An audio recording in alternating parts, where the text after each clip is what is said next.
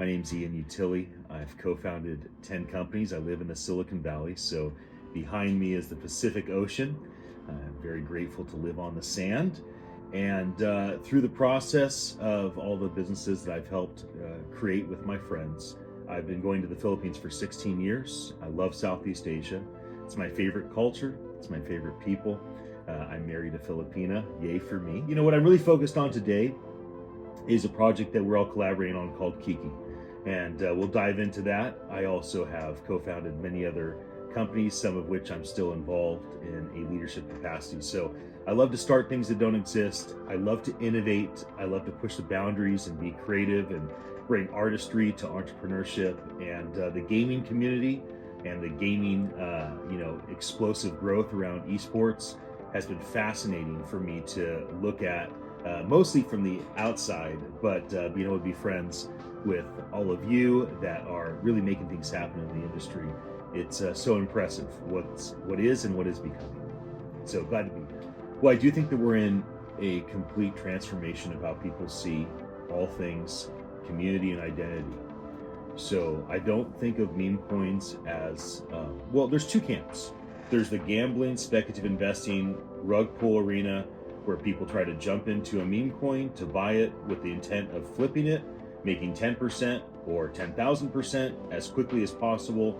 And that is an arena where people play in. It's not the arena where I have interests or Todor has interest. Then there's the arena that we're playing in, which is taking true intellectual property, something that the global community has already bonded around, right? Kiki's been used over 11 billion times for people to share and express emotion. So there's a whole global community, primarily in Asia. About 90% of our engagement's been in Asia. And so this community exists. We're just creating a medium by which people can say, I want to be part of that tokenized community. I want to be along for the journey. I want to help co-create what it can become. Let me share a little bit of my background because it is unique. I started building websites when I was in high school about 30 years ago. When I was 17, I started trying to figure out how to sell websites to people. And I remember my very first sale was $316,000 American dollars. And so This is 1998. Basically, I was bringing a semiconductor company from no web to Web 1. And I basically sold them what you could kind of think of as like Salesforce.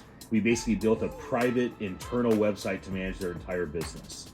And then if you fast forward several years and you get into kind of the mid 2000s, I stayed in that business and I became very effective with email marketing and with paid advertising. I remember I was doing major campaigns on Ask Jeeves before Google was around.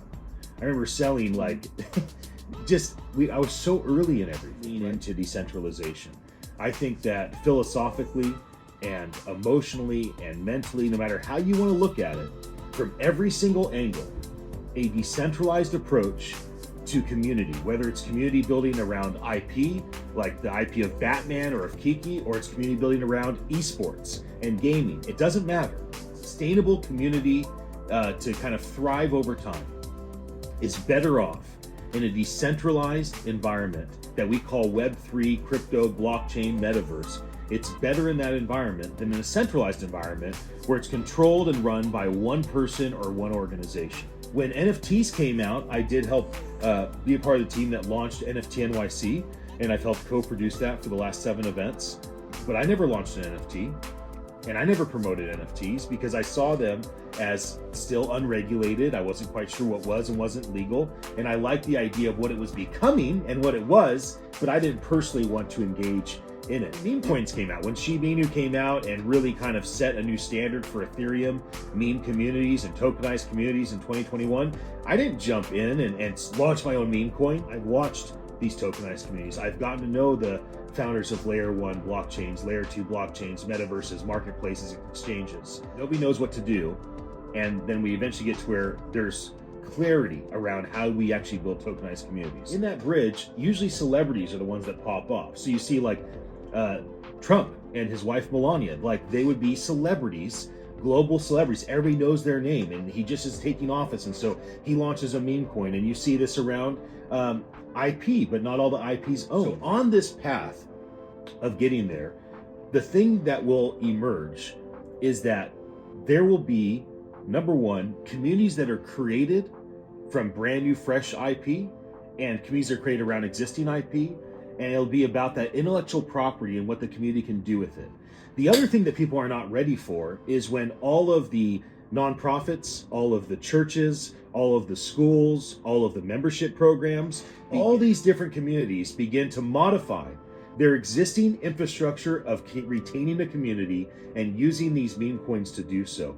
This is what is about to come. And when it comes and people realize that they got rid of their little card, and now they have a digital card that says I'm a member, instead of them having a little disconnect from some nonprofit that they donate to and do philanthropy with, now they have a direct connection on the blockchain.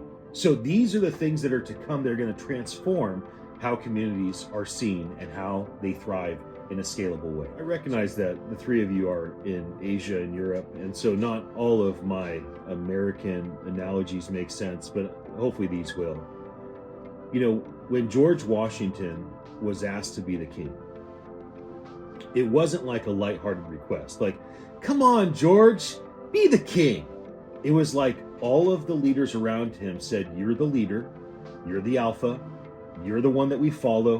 Where you go, we go. You need to be the king, dude. Like, it's mandatory. And he was aggressive in his declining that. And it was like, absolutely not. We're not having a king. We're not going to centralize power like that. So I think there's something to learn about people that can take centralized power, that have the ability to be the senior leader and make all the decisions, but they say, no, we're not doing it that way. I would rather have a council of the few than the tyrannical leadership of the one. I think this is very important to think about when we talk about Web3. Another one would be one of John Kennedy's, our former president who was assassinated. One of John Kennedy's great speeches was, ask not what your country can do for you. Ask, what can you do for your country? So if you reframe this, it would be the mentality of, don't ask what the centralized power source can do for you. Ask how you can decentralize that power source by bringing value to the community. And this is a very, very important thing to maintain. Shytoshi has been called the king of memes because of what he's pulled off, building the largest tokenized community across Ethereum. And Shy, he has stayed focused on Ethereum and on Sheeb and Bone and Treat and Leash and thinking about the new stable coin. Like, he's staying in his lane. But recently he's come on our AMAs and we've talked about our collaborations, and somebody made a Solana meme coin called Shy and sent him half the tokens, and he burnt them, and then he gave them something to go do together. He's not involved, but he gave them a task. Why? Because Shy, the community builder, didn't ask what Solana could do for him. He asked, what can I do for Solana? What can I do for this community? And if you look through the thread of people, a lot of people are like, we love Shy, he's our leader, he jumped in, he's participating, this is amazing, he's like helping us. And then there's lots of people that are like bitching and moaning and like, well, why isn't Shy launching the stable coin? And so I think people across Web 2 and Web 3 have to deal with a lot of maritas and chismes, as is said in the Philippines. A lot of slander, a lot of gossip, whether that's up front or on the side. And if people stopped asking what the meme coin could do for them today, and they started to think about what they could do for the tokenized community that would impact it for a long time, maybe they wouldn't be so prone to flip their bag over to the next hot thing and lose half their assets. Maybe they wouldn't be so prone to have anxiety and manic feelings and depression and excitement because they're just caught up in the moment of what can this meme coin do for me? Maybe if people asked, what can I do for this community so I can and we can all benefit together over time, that would be the right mentality. It doesn't matter about the technology. Like, it matters, this is my last thing, it matters that Trump launched on Solana with Pump Fund. It matters to me that he did that.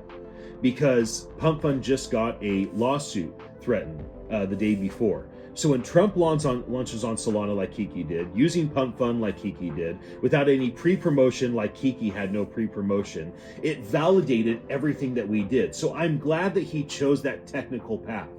But it doesn't really matter. It doesn't matter if you launch on Abstract or ApeChain, or if you launch on Polygon or Ethereum or Cardano or Hedera or any of the other options. It doesn't matter. What matters is the core group and the people around that core group. Are they only thinking with a handout? How do I make money off this meme coin? Or are they thinking, how do I provide value to this community so we all can benefit together over time? What's important to understand about our core team. We are not asking, what can Kiki do for us? What can the token do for us? We are asking ourselves as individual humans, what value can I bring to this project? And then we're inviting other people to come with that same energy. What value can I bring to this intellectual property, this project? How can I engage with the new metaverse thing, the 2D, 3D printing idea, the videos, the images, how do I, the F&B elements that we're doing, how can you participate? And know this, everyone that's on the team, we've all bought the token, and our way of being compensated is to ensure that this token that represents this community is more valuable over time.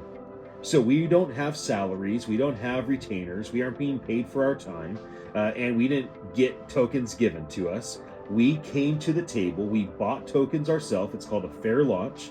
That's the same thing for anybody that has tokens, whether you bought them when it launched or when it was at its height or where it's at today. And yes, we've had a great run. We hit over 10 million market cap in the first day and over 100 million on market cap in the first 5 days. But the immediate market cap doesn't matter long term. What matters is that as the market cap ebbs and flows, ups and downs, and it over time slowly rises it because the market values it more, that as that contraction happens, if you look at the community and say, what can I do to bring value? Then all of a sudden it changes the whole entire perspective.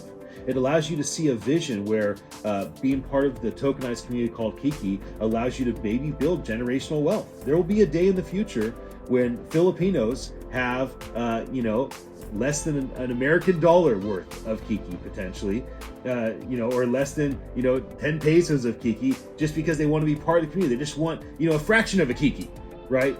But all that matters is, are you part of the community? Do you value it? Are you glad to be part of something bigger than yourself? Do you see the vision for where this can go? And we have some exciting things coming up, so I'll end with this. On Thursday, we have Jambo AMA on our channel.